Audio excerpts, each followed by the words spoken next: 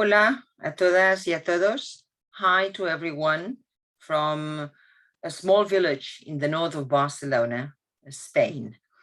I'm very happy to be with you today and to have been invited to this panel and this conference. And I must say as well that I'm very impressed by the work that has been done so far by the CLAN team in developing a quality language test related to the CFR. In this presentation, I will be talking to you about the advantages of adopting and adapting the CFR, but I would also like to draw your attention to the challenge that needs to be taken into consideration as well to guarantee quality standards and linkage over time in learning, teaching, and assessment. I will start by briefly outlining why the CFR has been so widely accepted and adopted all over the world. And that is because it is a useful reflection tool, because it helps describe and align teaching and assessment to a common set of standards and thus contributes to comparability, national and international. And it has also been useful to assist educators in relating language aims to real-world language use, and also to provide signposting on the progress of learners. How to adopt and adapt the CFR, how to align the language education system to the CFR has been widely documented. Everybody talks that what is first needed is to increase any training that is already in existence, to increase not only literacy on the activity that is to be related to the CFR, be it curriculum design, materials, an assessment tool, etc., but also in the CFR. So training is key to improve professional development, but also to increase literacy on the activity that's being targeted and the CFR, and as a result, to overcome reluctance to change, which is always a threat.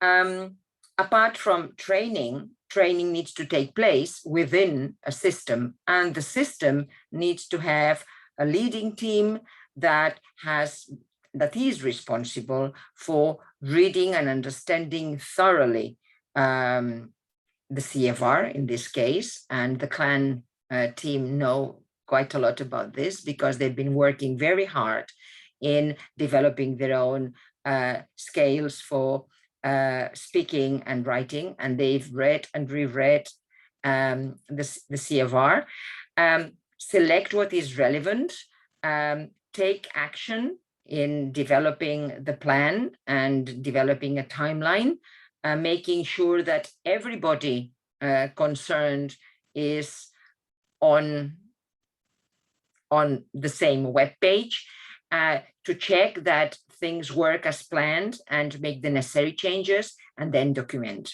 the work. So the how and the why is clear, but even though the why and the how is clear and well accepted, results have not always met the expectations.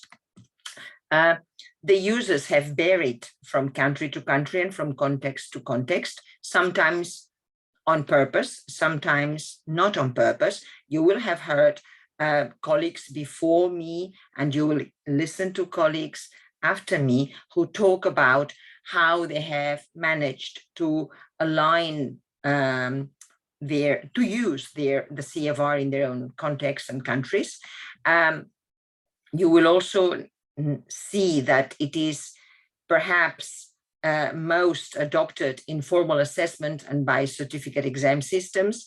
And one of the issues that should be paid more attention to is to make sure that the CFR reaches the classroom, reaches the grassroots teachers, because it is usually claimed to be used at the macro level by institutions in curricula and not always present in lesson plans.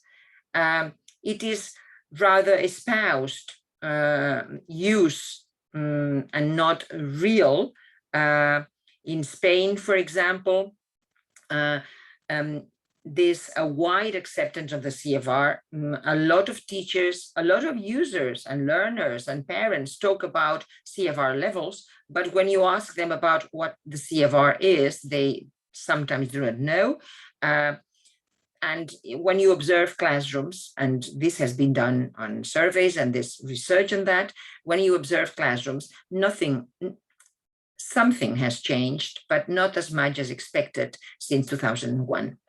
And also the issue of partial alignment and not full alignment needs to be addressed as well. In relation to this, there's a publication by the Council of Europe, a recommendation that was issued in 2008, gives advice to governments on how to best put the CFR to use. Having done that, I would like to draw your attention to what I call the continuity challenge. And this is based on my experience in leading a project in Spain to relate an exam system to the CFR. When you have to lead a team that does an alignment project, you of course need to do some costing, and it is not difficult to convince the authorities, at least it was not in my case, to convince the authorities to get funding, to get started, to go live, to start spreading the news. But what proved very difficult was to get continued funding for the 20 years that I was in charge of my team in Barcelona.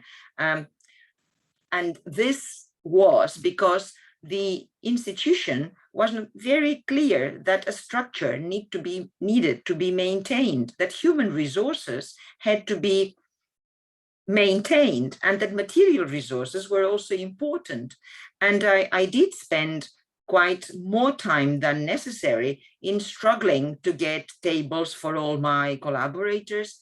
Not that tables are necessary anymore because many of us work from home, but minor difficulties, logistics, practical issues become very difficult once the project got started and once everybody seemed to be very happy for the first 2 years. So I would like to draw your attention to the importance of getting a stable structure and continued funding, and making sure that there's somebody who's clearly in charge with the practicalities, but also with policy and language policy and education policy, but also politics, and then make sure that within each of the teams that have been created, there's clear distribution of responsibilities. My time is up, I think. So some recommendations, only 5 recommendations. 1, consider lessons learned from the implementation of the CFR 2001.